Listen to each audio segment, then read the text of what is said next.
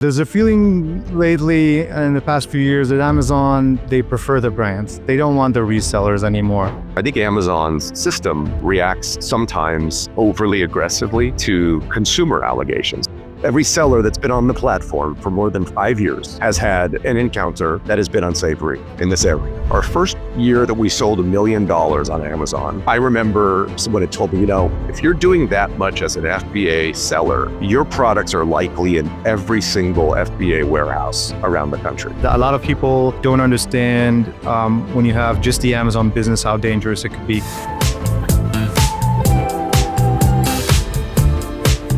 Hey everyone, thank you for joining me again. I'm Asaf, the CEO of Kabylion Co. And we are here at our podcast, where we usually talk about everything e-commerce. Today I have Brian with me, longtime Amazon seller and a dear client of ours. Hey Brian, thank you so much for joining. Thank you for having me. Sure.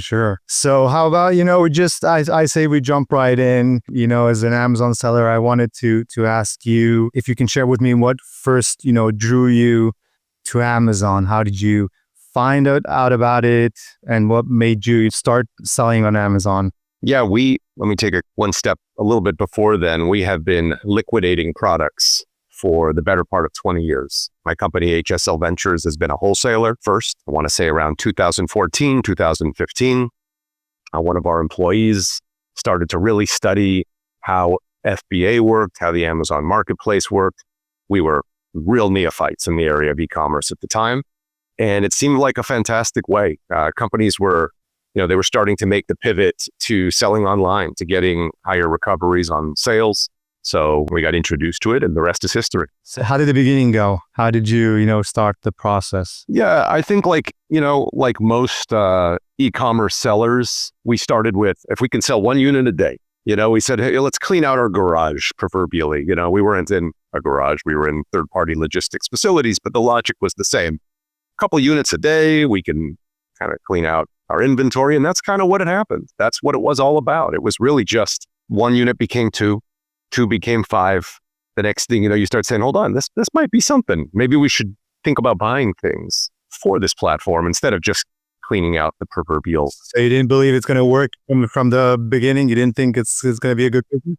I think if you go back to e-commerce, back in maybe from 2008 to 2015, it was a different world of e-commerce. There were some early adopters, some companies who dominated it. But, my interpretation of what e-commerce was then definitely was not the Amazon marketplace. It was us creating a site, having to drive the traffic, having to manage the customer service functions, having to manage the entire logistics communications experience with the customer. There was a lot. And I think I had felt intimidated by that. I think that the Amazon marketplace really gave us an opportunity to just dive in head first and not have to worry about some of the hard stuff, quite frankly. So basically them having all, let's say, the logistics and making this kind of things more efficient and easier. So that's kind of what made you feel comfortable, doing that? Yeah. I think similar to the way, we had worked with 3PLs or third-party logistics companies for years in our wholesale business. So we had never really been a company that invested in our own facility with our own staff and our own forklifts and people out in the warehouse. We'd always leaned on really best of breed 3PLs around the nation. And that probably stems from our wholesale roots, being in Los Angeles, kind of far from a lot of other areas in the country. And we had always felt that we'd have an advantage selling wholesale assets if they were warehoused in another place that was closer to where customers were, certainly with, heavyweight or inconvenient items. So, which was really where our business had been 15, 20 years ago. So I think that we viewed Amazon as a logical progression for us because we were really able to lean on the strengths of their apparatus as opposed to having to invest in all of that infrastructure, all that warehouse management expertise, and clearly the myriad mistakes you probably make creating one destination e-commerce store. Not to mention distinguishing yourself online in the advertising expense to just become a known entity online selling things Amazon brings a whole lot of muscle and a unbelievable following of customers that you set up as a marketplace seller on day one, and you're probably in the most robust store in the world overnight, and that's a pretty compelling draw. I felt, well, when I started selling, I felt the good thing, what you mentioned about, the logistics, doing the FBAs, it allows you to, kind of test the market before you invest everything in. So although you have to, let's say, buy the product or invent your brand or whatever you decide to go, but again, you don't have to do all the supply chain and have everything set up. You just, test, this is a good product, then okay, I'll invest in it. I can do more. The crowd, the market likes it, so I can continue. And then this, it helps a lot, especially for beginners. But you guys, when you went into Amazon, you decided to go as, again, with your past experience, obviously, but even on Amazon, you decided to go as a reseller as opposed to having your own brand. That's right. Why did you decide to go on that road? I don't think it was as conscious of a decision as that. It wasn't us all sitting around the room and saying, this is our path. I think it was more a byproduct of the things we owned, the things we started to sell were reseller products. I think a lot of our relationships were in that arena, and we were able to migrate a lot of that into an Amazon model. Our expertise had been in buying opportunistically in the market, not necessarily product development, brand development. That wasn't really where our strengths were. So I think we were a logical reseller candidate, whereas some companies that maybe came after us, they took a look at Amazon and said, I want to develop something to exploit this niche, or I've done the data analysis and I've noticed that this category is underserved. I want to invade that space. We have certainly entertained those conversations through the years as the Amazon marketplace has exploded, and we've looked at it as growth areas. But I think a lot of our, we'll call it just initial innuendo was to go down the path that we'd already been on in a wholesale capacity. Do you think this allowed you to grow faster on Amazon? I mean, because a lot of development when you're having your own brand as opposed to, selling, a known brand online. Do you think this helped you in the beginning or even now? Well, I think that, you make very clear choices when you are a reseller versus a brand developer, and where you route your expenditures is going to follow suit. I think that going down the brand or product development path, you just have to be very, very prepared to invest accordingly in your marketing budget. You need to really align yourself with the correct factories. It's a different kind of view. I think when you're coming as a reseller, you just have to make sure you're buying the right products. Your margins are going to be potentially less than maybe a established product development concept. I think that folks that are coming with new products are going to have virtually no margin at the beginning while they're building their resonance on Amazon. I think over time, though, it's a different margin equation, whereas a reseller is probably operating much thinner, but there's a lot of data to support what you're purchasing. So if you're buying things that are kind of, they have a existing ASIN on Amazon, they have a velocity associated with that ASIN on Amazon, it's really you're investing in something that should turn with a relative velocity that can justify its purchase. So it's a matter of which side of the equation you're on when you approach the deal. Yeah, but you have to fight a lot when you're a reseller, right? So there's other sellers obviously saying the same thing. We talked about this being on the same listing, for instance. So how do you stand out? Yes, well, I think that's a great question. I think that a lot of maybe the secret sauce of resellers is trying to buy effectively so that you're buying within an ASIN that has a justification for its purchase. But yeah, you don't want to necessarily buy into a minefield where, maybe your wholesale cost is approaching the sell price on Amazon. You're not going to have a very good opportunity there. So I think there's, for us at least, a lot goes into the analytics to justify buying into the right deals and not overly exposing ourselves on things that have low propensity of conversion. profitably. Correct me if I'm wrong, but there's a feeling lately in the past few years that Amazon, they prefer the brands. They don't want the resellers anymore. They're making their life very, very difficult. We live this, day to day with our clients. We see what they're struggling with, but it's something that not only us have noticed. People are coming to us and saying that, okay, they don't want us there. They're causing us endless problems, Yeah. endless issues. What do you think about that?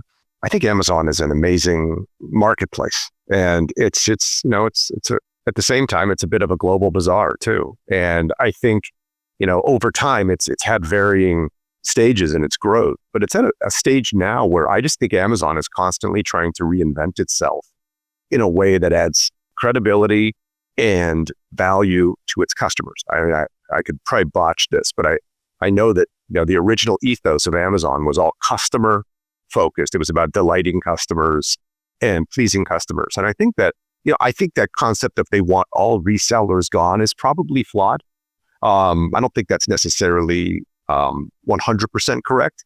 I think maybe what Amazon wants is to try and continually become better and root out, not necessarily bad actors, but root out that gray area. So if they can say, we're going to purge, whether it's sellers or accounts, in hopes of creating the most black and white marketplace as possible, that's probably the intention. Along the way, there's probably a lot of very good resellers that have encountered uncomfortable situations, but I don't think Amazon's ultimate intention is to necessarily eliminate all resellers. I think it's just simply to try and maybe partially appease brands in hopes of their further engagement, but at the same time, create the most trusted, or continually creating the most trusted marketplace for consumers are feeling that they're getting pre-presented with good value, credible merchandise, authentic goods. I think is really at the end of the day the name of the game. Yeah. I also think like you that at the end of the day, they want the products to be authentic. They want, credible suppliers. But it causes them to invest a lot, with all the programs that they have trying to, to make it as clean as possible. But it causes Sure. a lot of the decent and the good sellers also issues, even though they're on the good side. Absolutely. I also agree. I don't think they want them off. They just want the legitimate ones. But it's very difficult especially today. It's very, very difficult to know who's who's selling the right products, if no fraudulent activity. I agree with you on that. We started talking about issues that are happening on Amazon. So I know some of the issues obviously, but I would appreciate if you can tell me some of the real struggles that you had, some issues that you had with Amazon. Especially because you're a reseller, if it's anything intellectual property related that you've had. Well, thankfully, in our history, most of what we have encountered has never been brand directed. I think we kind of pride ourselves on having a very meticulous process with which we source. I think Amazon's system reacts sometimes overly aggressively to consumer allegations. So if a consumer receives something that they deem to be not fit for purpose, they may escalate that to Amazon and simply say something as innocent as, I bought these shirts a million times before. These don't fit right. They must be fake. And if a customer alleges that, when in reality, the customer, Amazon's guarantee was going to absolutely give them a refund. Most sellers like us, even if it's outside of Amazon's parameters, would always delight the customer. We pride ourselves on that. Sometimes we'll even grant returns when Amazon, it might be outside of an Amazon's returns window. And, Amazon will react to that customer's allegation and serve that to the seller. Seller then has to substantiate that. Defending yourself can be challenged. And that's, I think any reseller, he needs to prepare for that could become an issue. And, that's likely why we have enjoyed such a long-term relationship with your firm. We many years ago, I think when we had our very first one of these incidents with a customer, took it very seriously. We still do. We have a flawless record of actively defending every single complaint we've ever received. I think that is the inherent mandate for any good reseller, is you have to take everything seriously, understanding that you're in a marketplace that's technologically driven, algorithmically driven. Lots of things come in. They may be bot generated. They might be, it could be something that's more direct. Whatever it is, you have to treat everything with utmost seriousness. And for us, that's where we made the decision long ago that as a reseller, maybe if you're a product developer, your legal investment might be in defending your IP, defending your brand equity. If you're a reseller, you really have to make sure you're defending yourself, your supply chain, your chain of ownership of your inventory, and really making that as bulletproof as possible, and working with good individuals that understand Amazon and can truly absorb your supply chain and help you to convey that to Amazon so that you maintain a healthy relationship with them. Yeah, I agree. It seems that they're acting really quickly on customer complaints, taking you down, and then you have to, try to justify, try to, convince them you're in the right, you did nothing wrong. Even if, by the way, sometimes you said if that the shirts are mixing in the factory or whatever. If sometimes even they send you, it's yours and it's yours, someone will say, I think it might be fake. They'll take you down, and then you have to prove that you're not. We're seeing this a lot. You talked about supply chain. This is something we're seeing a lot right now. That the verification process that everybody's going through right now.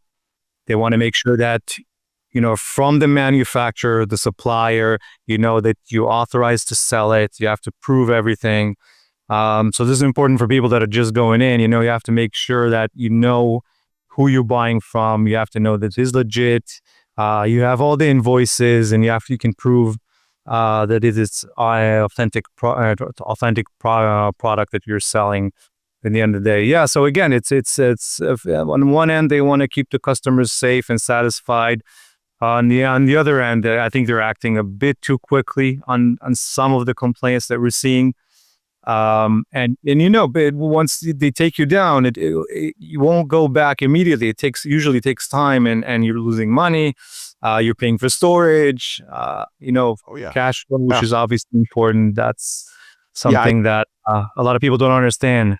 Yeah, all sellers have experienced a version of this, and I think it's again, it depends on your vertical that you're selling on Amazon and how you're engaging on Amazon. But yeah, I just think it's there's a lot. It isn't like there's a vendor relations department and there's 3 people that are looking at every single thing and making very official decisions, right? A lot of things are happening electronically, and the circumstances behind things can be very debilitating. I think every seller that's been on the platform for more than 5 years has had an encounter that has been unsavory in this area. And again, case specific to the seller and the vertical they're selling on, and I have friends that sell perishable food products.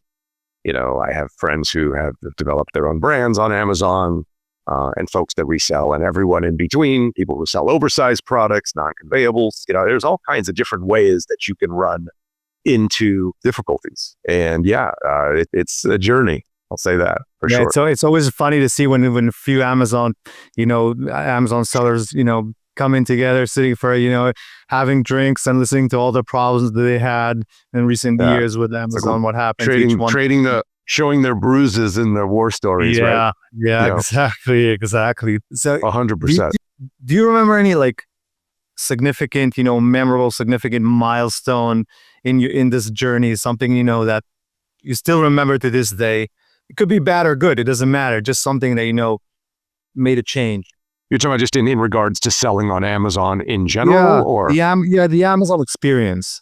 I think, I wouldn't say it was any one thing, but I think, when we had sold 1 million, our first year that we sold $1 million on Amazon, I remember, and it might have been 1 million, it might have been 500,000, whatever someone had told me, if you're doing that much as an FBA seller, your products are likely in every single FBA warehouse around the country.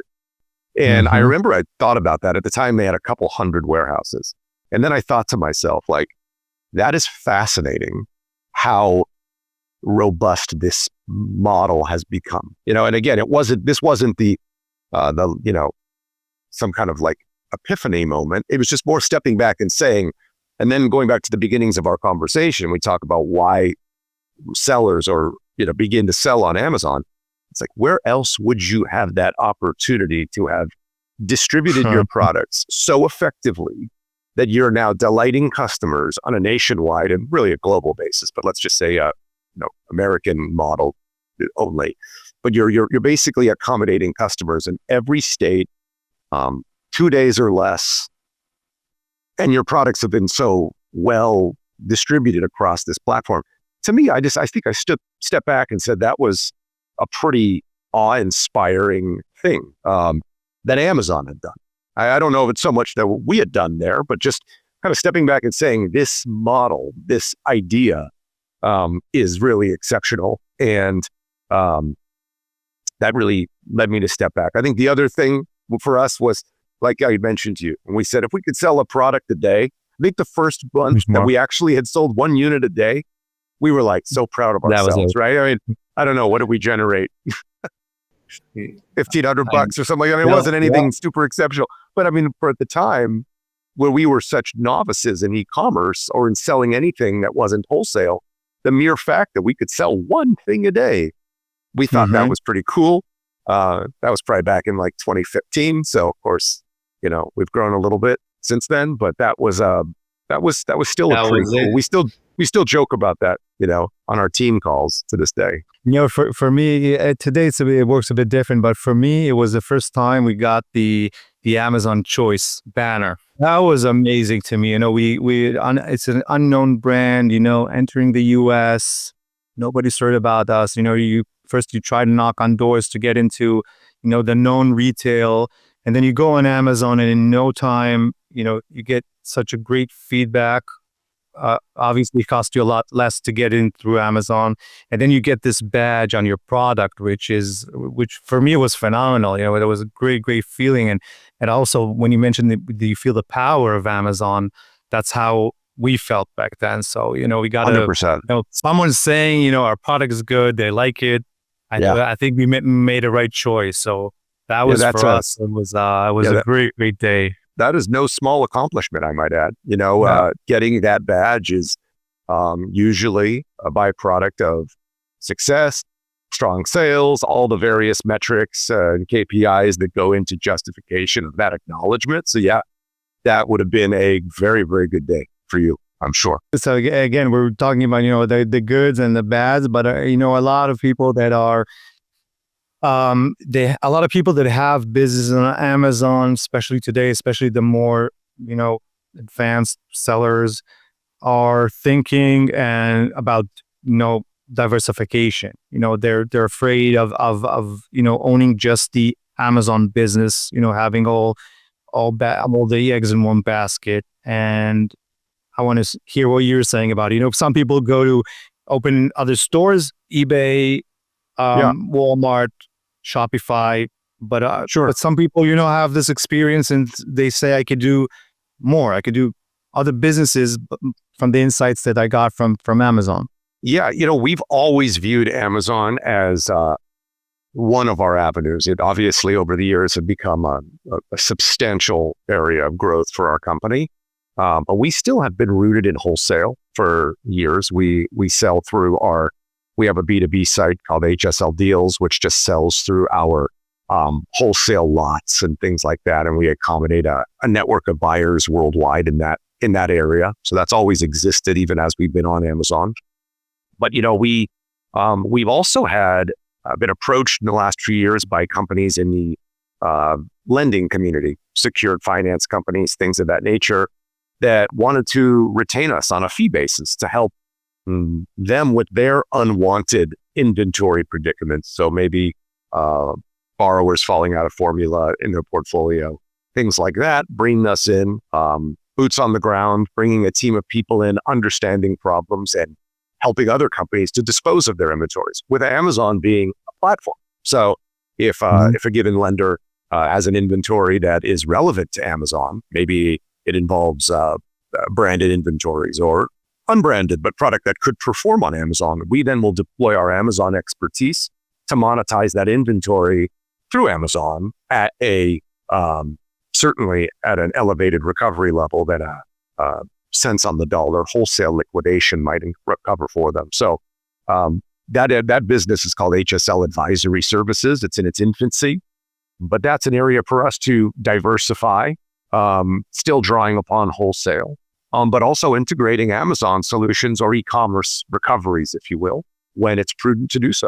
And like anything else, as you well know, deciding to pivot anyone's products to Amazon requires a pretty extensive analysis of the cost benefit of, developing a market if one doesn't already exist, the advertising expense, the inbound freight expense, all the various touches, which again, having been on the platform for a long time, we're able to provide that visibility to a client with a level of expertise that isn't maybe necessarily utilized in wholesale liquidation the way by other firms that don't necessarily have, a decade selling on Amazon under their belt to lend. But it's not just Amazon, right? It's Amazon is the one, like you mentioned. If you see a product that could be good on it, sold, on Amazon, it's great. But you also do it in other ways, right? Yeah, eBay, Walmart Marketplace, certainly other platforms, as well as our own destination sites that we can develop as well. These days, it's never been easier to broadcast items across multiple platforms if it makes relevant sense to do so. When did you start this business? HSL Advisory Services began in late 22, really started to develop it in the background in 23 and 24. And actively now we have about 7 deals under management that we're out making markets for, and really trying to just utilize e-commerce where we can. Well, e-commerce is at the core of the selling experience regardless, but I think really trying to see how we can integrate that into wholesale liquidation solutions for companies to just provide folks with improved recoveries, because pure wholesale liquidation doesn't always generate the greatest rate of return. So, for us, it's trying to align all of these various moving parts, which we've deployed over 20 years, into one coordinated vision. Right. For them, it's cutting losses. And for you guys, obviously, with your experience, it's, the opportunity. That's right. You probably, what's going on right now, what happened post COVID, and, with the everything's going with the economy. So we're probably seeing more and more. 100%. Yeah, I think too, like anything else, there's so many different, changing business models just in the last few years too, that, COVID created obviously supply chain shocks. And in that moment, there was a huge the very first deal that we did in this business unit actually was related to a COVID horror story, a company that just it was a kind of similar to a multi-level marketing type model where people were hosting parties in their home, selling things. Well, clearly during the COVID era, people really weren't hosting too many at-home parties and inviting all their friends and family over. So, that particular model resulted in that company, failing. And our clients who engaged us, they really weren't able to do much with that merchandise for a very long time for all the COVID reasons. People weren't traveling. They weren't really going into warehouses to work with cumbersome inventories. It was just a byproduct of the day. And that was actually the first opportunity that we started to concentrate on, developing a solution for that.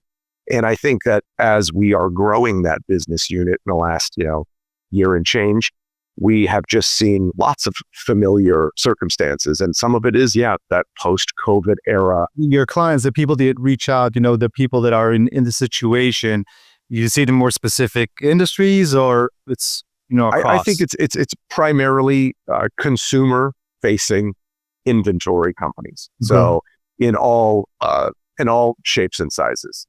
But I think engaging with consumers has been an area of great pivot in the last 18 to 24 months. And a lot of companies have had to evolve their business models. And it has led to some attrition that maybe has created an opening for us to add value. I think it's a great idea. It's combining both worlds, what you done before Amazon, what you learned and know about e-commerce, which could definitely help today. It's a great. Again, a lot of people don't understand when you have just the Amazon business, how dangerous it could be. Again, people are coming to us, their account has been suspended. They have no income. They're still paying for their employees, still paying for the inventory, and they're in a bad situation. And usually, sometimes you can help immediately, and you'll see you're back online in a few days or a few weeks. But I'm sure you know cases where it takes months and sometimes never. Absolutely, and I think that I think it's good, just good process. I think for all companies, I think it's very easy when you're an Amazon seller to grow it very quickly. But diversification for any business, I think, is wise. I think if we go back 20 years, maybe before the Amazon marketplace, I think it was probably still Z shops at that time or something like that. But in those days, you heard about the suppliers that were supplying large brick and mortar. They were supplying Walmart, and there's those famous stories of companies that just got, obviously they were seeing revenue growth like they couldn't believe, but they were becoming really super focused on Walmart, and Walmart could change the plan and overnight just decide, we're going to go with a different vendor. And, if you became so, one-dimensional with Walmart, your business was 100% exposed to that change. So I think companies that over the years were pivoting, making sure they had a diversified retail strategy, creating different products for different retailers, trying to create special SMU product for specific retailers that they weren't so wholly reliant on, in this case, Walmart or Costco or any one retailer that was having a disproportionate amount of control. I think Amazon, this is the 800-pound gorilla in this era. And I think it's important that businesses, whether they're diversifying on other platforms, developing a product development strategy so that they're not completely reliant on one selling model on Amazon, or developing off Amazon business is absolutely critical. So I think we're just trying to make sure that we're diversifying too. Yeah, if something doesn't work, at least we have something to count on. So again, from all your experience and everything we've discussed here, two things that I want to ask you. First, would you recommend someone comes to you, and says, "Listen, you have so much experience. Would you recommend for me to go and start a business on Amazon?" That's one thing. And if you say yes, let's see what you say. But if you say yes, what are the key points that you would tell him? What do you tell him? This is what you have to know before you go in. Yeah, well, people have come to me with that exact question, and I look at everything circumstantially. I had someone come to me a year ago and ask me what I thought about drop shipping products on Amazon, and I said, no, no, don't do that. Different story. If someone comes to me and says, I want to be a reseller on Amazon, I would really strongly encourage that individual to study their supply chain and really identify whether they can even resell the items that they want to resell. I think it's not as easy as I think if you went back 10 years, you could join or add yourself to a listing and start selling. I think these days you might find that you are not permitted to sell specific brands or items. So I think that before investing in inventory or anything like that, certainly if you want to set up an account, you can do that relatively easily. Yeah. And then begin to really understand what your propensity for success is. I think, I've also had folks come to me with product development ideas. In those cases, I think I'm not as experienced as a long-time product developer on Amazon, but I would say really strongly understand if your IP has legs. do you have any kind of, fence you can put or a moat you can put around your products that's going to enable you to survive the inevitable invasion from copycat products that are they're going to look at your success and very quickly replicate it and flood your market. Do you have the ability to defend yourself? And do you have the budget to engage a firm like yours to help you defend yourself? Because that is, I think, critical. And I think if I went back 10 years, I think you could have a good runway. You could have 3, 6, 9 months on an item before the copycats invaded. These days, I think the copycats are there a week later.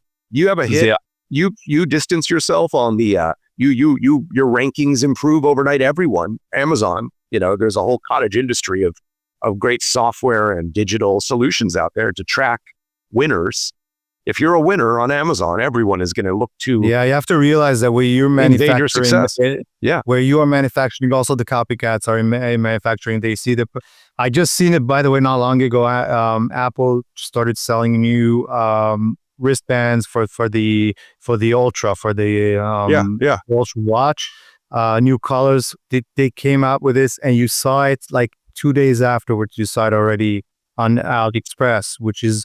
People, you have to know, where you manufacture, that's what they do. By the way, it's amazing what you just mentioned about all the IP things that you mentioned. Yeah. This is exactly what we tell people when they come to us for advice.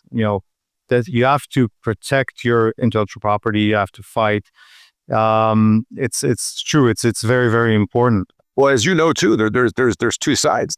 It's not cheap to establish the IP itself, right? So the filings and the submissions and the trademark registrations, and I think that's like now you're at step one. Then of course defending yourself, and I see this a lot too. I have young daughters that are that like to buy products that are I'd say on trend, cool products. A lot of things that emerge through social media, these which I kind of view as these emergent brands.